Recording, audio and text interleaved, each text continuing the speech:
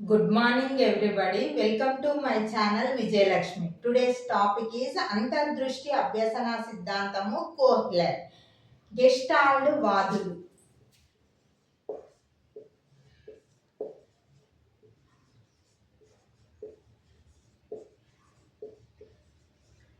ఒక విషయాన్ని విడి భాగాలుగా అభ్యసించడం కంటే మొత్తంగా అభ్యసించినప్పుడు మేధస్సు అనేటువంటిది పెరుగుతుందని తెలియజేసినటువంటి వాదము గెస్టాల్ట్ వాదము.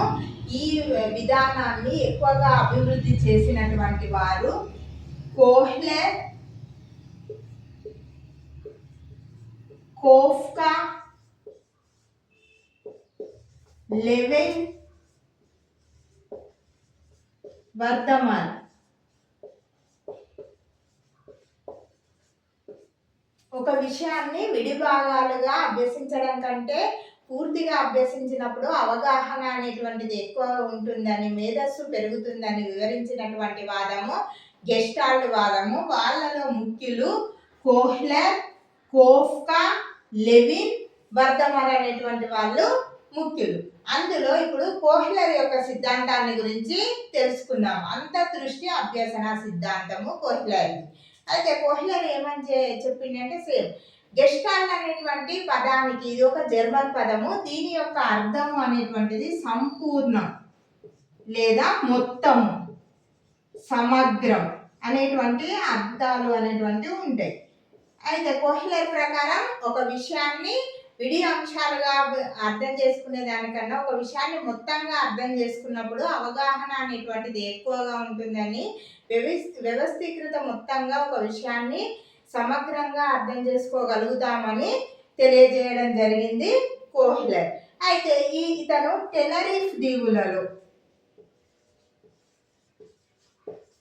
దీవులలో ఉన్నటువంటి చింపాంజీ పైన ప్రయోగాలు చేసి ఈ అంతర్దృష్టి అభ్యసన సిద్ధాంతాన్ని ప్రతిపాదించడం జరిగింది. అయితే ఒక పేటికను తీసుకొని దానిలో ఒక కర్రను ఉంచిండు, అందులో ఒక తెలివిగల చింపాంజీని ఉంచిండు. ఈ పేటిక యొక్క బయట అరటి పళ్ళను ఉంచడం జరిగింది. అయితే చింపాంజీ ఆకలిగా ఉన్నప్పుడు అటు ఇటు తిరిగి అనేకమైనటువంటి ప్రయత్నాలు చేసినప్పటికీ అరటి పళ్ళను అందుకోలేకపోయింది. తర్వాత కూర్చొని ఆ పరిస్థితిని అంతటిని పరిశీలించిన తర్వాత దానికి తటాలున ఒక మెరుపు లాంటి ఆలోచన అనేటువంటిది వచ్చింది. అది కట్టెను తీసుకొని ఆ కట్టె సహాయంతో అరటి పళ్ళను తీసుకోవడం జరిగింది. ఈ విధంగా సమస్య అనేటువంటి దాని యొక్క పరిస్థితులను పూర్తిగా చూసుకొని పరిశీలించి బాగా ఆలోచించినప్పుడు ఏర్పడేటటువంటి దాని పరిష్కారాన్ని కనుగొనడం అనేటువంటి జరుగుతుంది. దీన్నే అంతర్దృష్టి అభ్యసనం అని తెలియజేసిండు. మళ్ళీ ఇంకొక ప్రయోగాన్ని కూడా మళ్ళీ తర్వాత రోజు నిర్వహించిండు. అదే చింపాంజీని ఉంచిండు, అదే పెట్టికలో ఉంచిండు. అరటి పళ్ళను ఇప్పుడు ఫస్ట్ ఉంచినప్పుడు ఉన్నంత దూరం కాకుండా కొద్ది దూరంగా ఉంచి 3 సమాన పొడవు కలిగినటువంటి కర్రలు ఉంచిండు. ఈ కర్రలు ఒకదాంతో తీసినట్లయితే ఆ అరటి పళ్ళు అనేటువంటిది అందనంత దూరంలో ఉంచిండు. అందులో ఒక పెద్ద కర్రను ఉంచిండు, అంటే వెడల్పుగా ఉన్నటువంటి కర్రను, ఒక చిన్న కర్రను కూడా ఉంచిండు ఆ మూడిట్లల్లో. అయితే చింపాంజీ సేమ్ ఆకలిగా ఉన్నప్పుడు మళ్ళీ అటు ఇటు తిరిగింది, అనేకమైనటువంటి యత్నాలు చేసింది. తర్వాత కూర్చొని ఆలోచించి పరిస్థితిని అంతా అవగాహన చేసుకున్నది, బాగా ఆలోచించింది.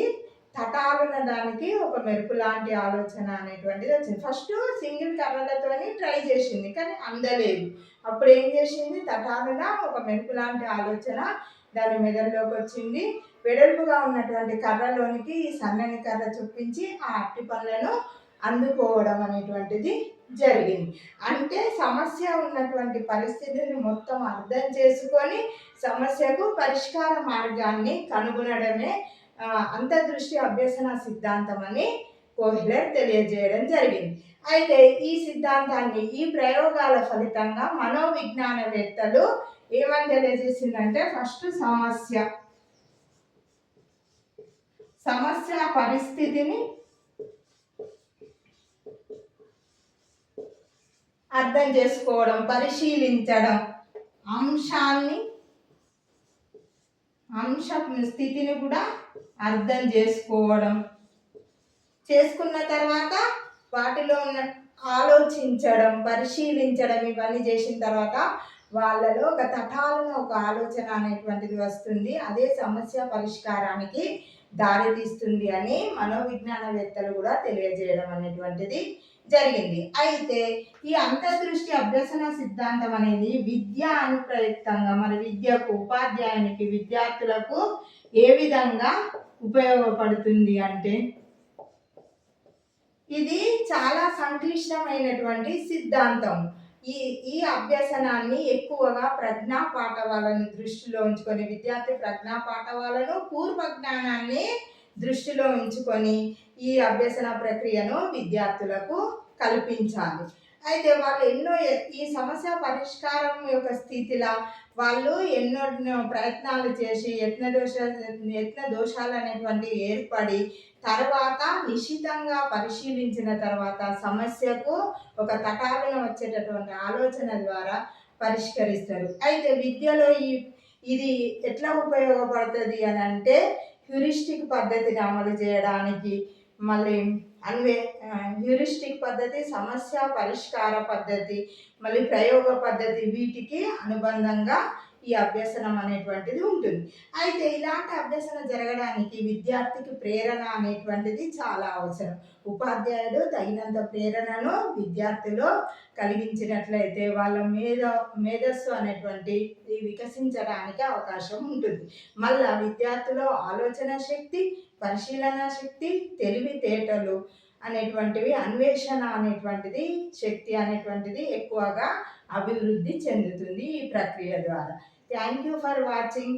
నా వీడియో కనుక నచ్చినట్లయితే లైక్ చేయండి, షేర్ చేయండి, నా ఛానల్ని సబ్స్క్రైబ్ చేసుకోండి, గంట ఐకాన్ను కూడా బెల్ ఐకాన్ను ప్రెస్ చేయండి. నా వీడియోలు మీకు ఎప్పటికప్పుడు అందే అవకాశం ఉంటుంది. Thank you.